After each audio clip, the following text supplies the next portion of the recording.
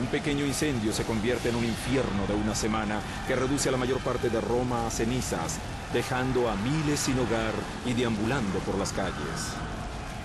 El incendio del 64 es uno de los incendios más devastadores que Roma haya tenido. Y se sabe que de 14 de las regiones de Roma, al menos 10 fueron afectadas, algunas completamente destruidas. Debe haber sido una cantidad enorme de personas que murieron bajo el pánico, por el humo o por el fuego en sí.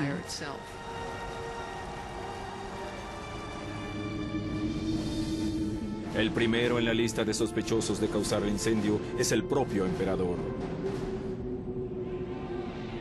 Nerón presuntamente fue visto tocando su lira sobre la cima de una torre cercana mientras el fuego ardía. Sus actos después del incendio fueron igualmente incriminantes. Nerón confiscó un tercio de la ciudad calcinada como propiedad personal suya y se dispuso a construir el monumento más extravagante de autoindulgencia del imperio, un complejo palaciego sobre unas 80 hectáreas del centro de Roma. Fue en medio de sus más profundos delirios que Nerón comenzó a construir el más ostentoso palacio de placer en el imperio, sobre terreno público y con dinero del pueblo. La Casa Dorada de Nerón fue construida con la agonía y el sudor de la mano de obra forzada. En la antigua Roma, la esclavitud era una práctica común y aceptable. 1 de cada 3 personas que vivía en la ciudad era esclava.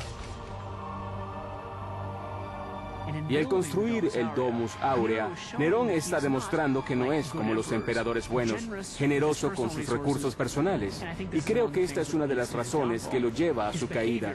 Su comportamiento era tan irracional, en función de lo que los senadores y el pueblo de Roma esperaban de un emperador, que creo que al final le costó la vida.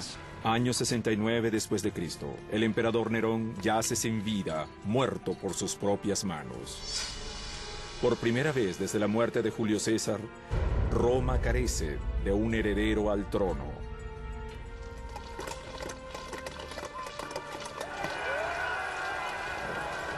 Un deseo de poder se apodera de los generales líderes del imperio, quienes ordenan a sus ejércitos combatir entre sí en una batalla sangrienta por el poder. Como ganador resultó Vespasiano, un general sencillo que iba al grano y que había comandado las legiones de Roma en el volátil puesto judío de Judea. Él no es de sangre real. Empezaría por drenar el lago que Nerón había construido para su palacio. Sobre ese sitio se levantaría la maravilla de ingeniería más famosa de Roma. Un lugar donde todo el caos en que estaba sumado la ciudad podía ser canalizado. Sería llamado el Anfiteatro Flaviano, aunque nosotros lo conocemos como el Coliseo. Así que la declaración de Vespasiano fue: estoy tomando un espacio que era solo para el uso privado de un emperador malo, y ahora estoy transformando esa área en un espacio público que será usado para el disfrute de todo el pueblo de Roma. Esa fue una audaz pieza de propaganda. Los gladiadores habían estado derramando sangre durante siglos en nombre del entretenimiento. Pero el pueblo de Roma quería espectáculos más audaces y grandes. El Coliseo les daría a los gladiadores un permanente y moderno campo de muerte. Y los juegos tomarían un nivel de mortandad nunca antes visto en la historia del imperio. Este era el gran estadio, el Superdomo. El entretenimiento venía a ti. Todo, desde animales de los rincones más recónditos del mundo, hasta cautivos de tierras lejanas, podía ser llevado a tu localidad, a tu asiento favorito y justo en el centro de la ciudad. La construcción del Coliseo comenzó en el año 72 después de Cristo. Fue financiado mediante la venta de reliquias preciosas tomadas de un templo judío durante el saqueo de Jerusalén por parte de Vespasiano.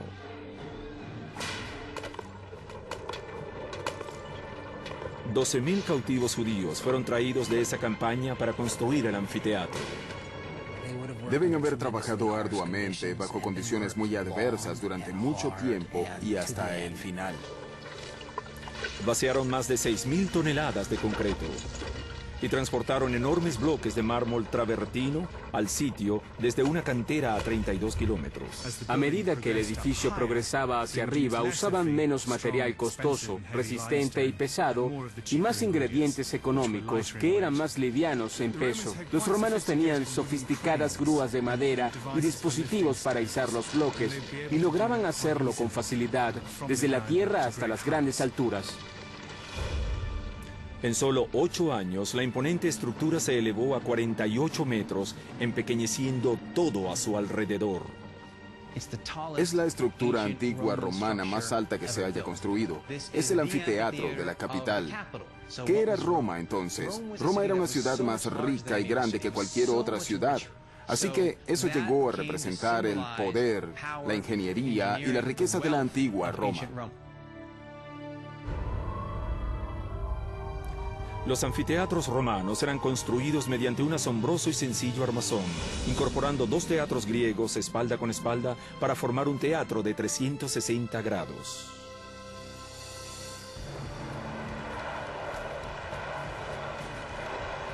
El Coliseo impuso un estándar nuevo para el diseño de anfiteatros romanos. Contenía una intrincada red de corredores y escaleras que permitía entrar y salir a 70.000 romanos en tiempo récord. Como en los estadios de hoy en día, quien quiera que entrara en el Coliseo tenía un boleto que correspondía al número encima de uno de los portones de entrada. El complejo fue diseñado no solo para controlar a la muchedumbre, sino para que estuviera cómoda. Tenía 110 fuentes para beber y 2 salas de baño, suficientemente grandes para dar cabida a un lleno total. El Coliseo tenía hasta un techo retráctil. En días calurosos, un toldo llamado velario era alargado sobre la grada superior para proveer a los espectadores de sombra contra el sol. Era operado por marineros de la Armada Romana que estaban apostados alrededor de la parte superior de la arcada del Coliseo. Para el año 80 después de Cristo, el Coliseo estaba listo, pero Vespasiano no vivió para ver la gran inauguración de su más grandioso monumento. Había muerto de causas naturales el año anterior. Así que su hijo y sucesor, Tito, dirigió la ceremonia inaugural. Durante 100 días consecutivos, los romanos se volcaban al Coliseo para ver inimaginables tipos de mortandad.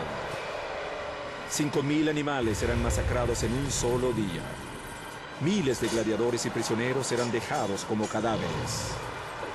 Fuera de la arena, una matanza a esta escala solo ocurría en una guerra. Pero adentro era entretenimiento puro. Pasaban el día entero allí. En la mañana veían a hombres morir o ser devorados por animales. Y cerca del mediodía veían las ejecuciones de prisioneros. Luego, finalmente por las tardes, el evento principal, algo como el programa más visto en televisión. Lo mejor para el final. Se trata de los gladiadores, el combate hombre a hombre. El combate de gladiadores atraía mucho público al Coliseo, pero no siempre era el evento principal.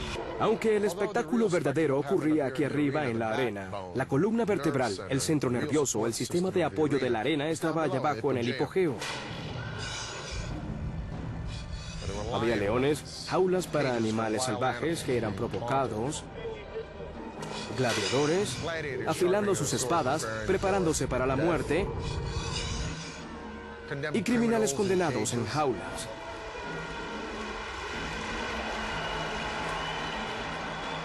Al comenzar los juegos, una puerta trampa en el piso de la arena se abrirá y mediante un sistema de poleas, un elevador izará a otro león o pantera sobre la arena.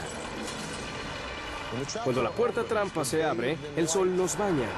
Oímos los gritos de la multitud disfrutando de los juegos y entonces la puerta trampa se cerrará de nuevo, dejándonos contemplando nuestro propio futuro entre gritos, lamentaciones y hedor de sangre, bestias y hombres.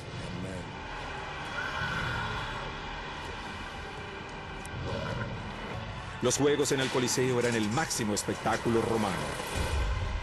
y todo aquel que ingresaba quedaba maravillado por la proeza de ingeniería de la civilización más avanzada del mundo. Durante los 3 siglos siguientes, el imperio que tanto brilló una vez, lentamente se apagó. Las teorías sobre por qué abundan. Pero las estructuras imponentes que dejaron atrás no solo son evidencias del poder de una civilización, sino del potencial ilimitado de la humanidad.